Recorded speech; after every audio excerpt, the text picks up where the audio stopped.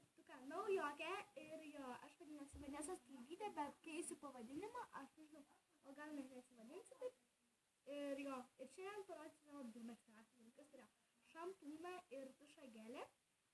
Ir jo, jie atrodo abudu po biškinėsiu, tai gal pradėsiu nuo šampūno. Tai šampūnas mano yra iš Šalmo ir tai yra Miu. Aš jį gavau iš savo kaimynės, iš Vokietijos, bet jam yra vienas minusas, jis man sukelia pleistrą, bet yra su kokosais. Fokusuoja gerai.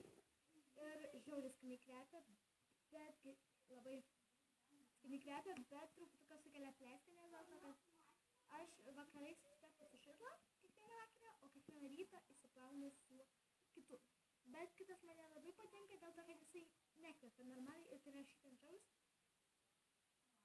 Negaliu uostyti, atsiuostyti. Ir jo, čia mano garsas yra nedidelis, bet keisim viską. Iš pure basic dušo gel. Man jis yra ananasais. Fokusuoja. Ir jo, jisai kvepia mankštinat.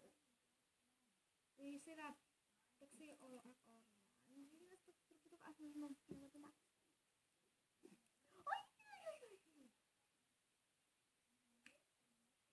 Tai jo, toks.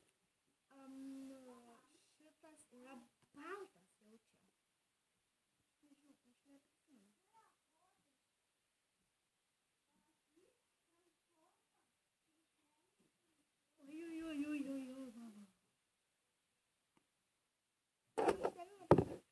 Na tai kol kas šiandien tiek ir jo,